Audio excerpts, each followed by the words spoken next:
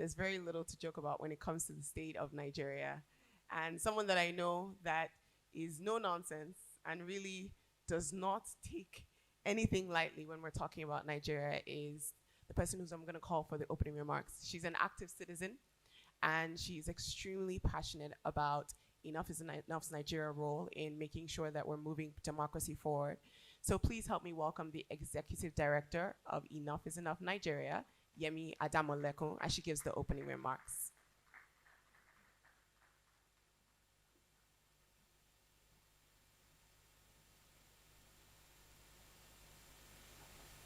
Wow, thank you everyone for coming and joining us on our first symposium. I was saying that maybe we'll turn it into an annual event. But it was an interesting journey getting here. I think it was reflecting EIE turned 10 in 2010. And we had really grand plans. We were going to launch a book, have a big event, but then COVID happened. Put those plans on hold. And so as we reflected over our 10 years and the next 10 years, I started thinking about what were the spaces where we've made huge impact really in the Nigerian civil society space and governance space. And debates would come up a lot. And so we say with quite a lot of pride that we're the civil society organization that has hosted the most or co-hosted the most debates of any organization in Nigeria. So that's sort of how we arrived at doing this to mark our 12th anniversary.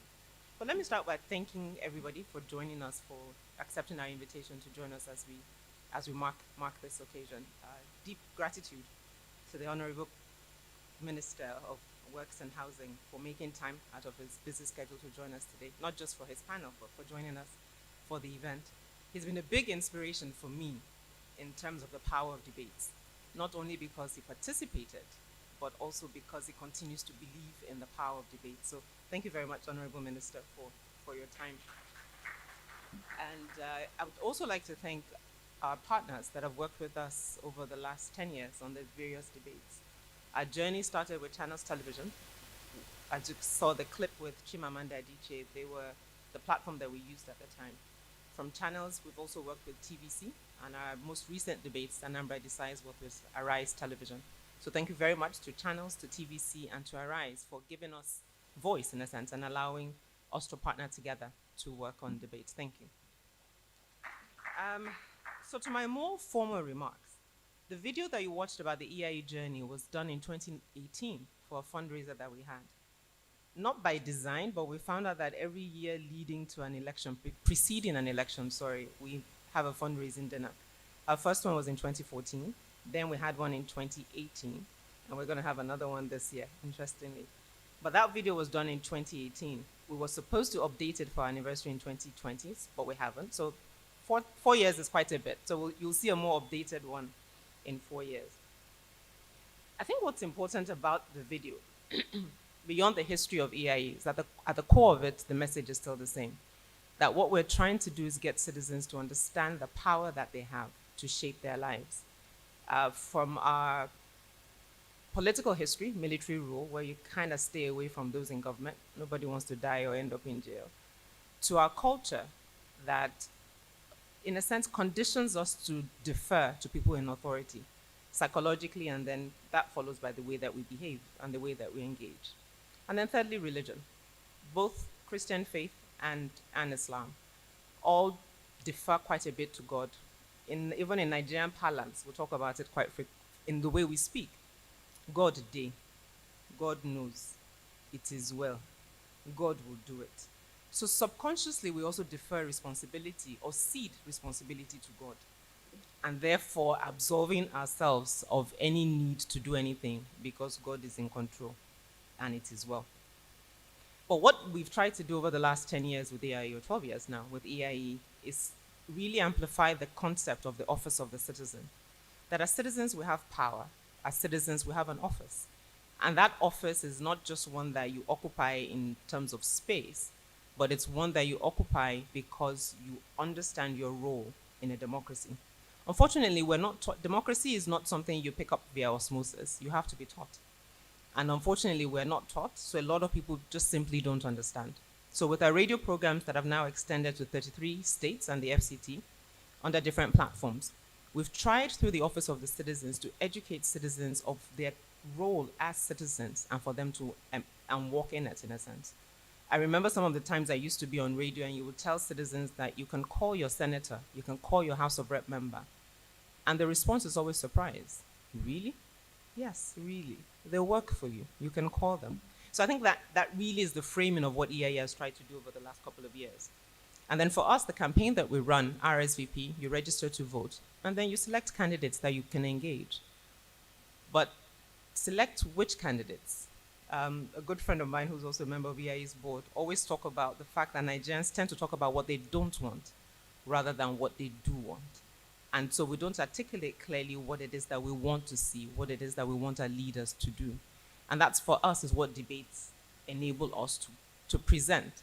So you have candidates who have chosen that they want to serve or lead, and then you get an opportunity to listen to what it is that they're promising to offer. We started with debates in 2011 because we felt we didn't have space. We had approached the Nigerian Elections Debate Group following the energy we had in 2010, that we wanted debates for young people. We wanted an opportunity for young people to be involved in the process. Again, idealistic young people, America as a model, debates are a big part of the American democratic system. And Nigerian Elections Debate Group just said, yeah, it's okay, just join, don't worry, we will ask, give us a few questions, we will ask it on the platform. And we didn't feel that that spoke to the demographic relevance that young people had. And so we said, what about us? And that's what led to the What About Us debate in 2011, which will be our first debate, moderated by Chimamanda Adichie, as you saw in the video, and hosted by Ebuka. And then over the next couple of years, we then went on to host multiple debates. 2011 was significant because when we invited then aspirant, Muhammad Buhari, his response, or his team's response, was that he had a conflicting event, which was a rally. And a rally was more important or would get more votes than a debate. And he was right. I actually understood that. Because rallies do two things for candidates. It's a huge crowd, there's a lot of energy, and then secondly, it's a unidirectional conversation. You speak, everybody listens, they clap, and they go. Nobody asks questions, nobody challenges. And so what we've tried to do with debates is provide an opportunity where people can ask questions and people can challenge. And we've seen over the last 10 years how that has become more and more accepted with Nigerians, and even with candidates and their willingness to participate.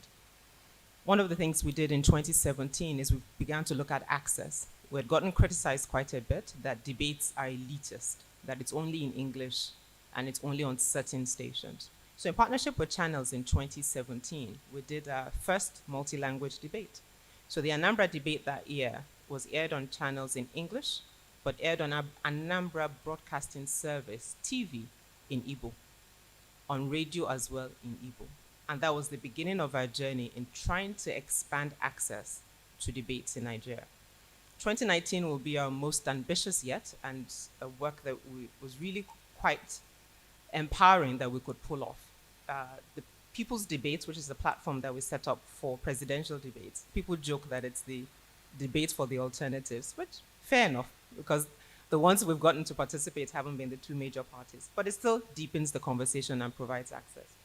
But for that debate, we had it dubbed over at the same time in Yoruba, Hausa, Igbo, and Pidgin.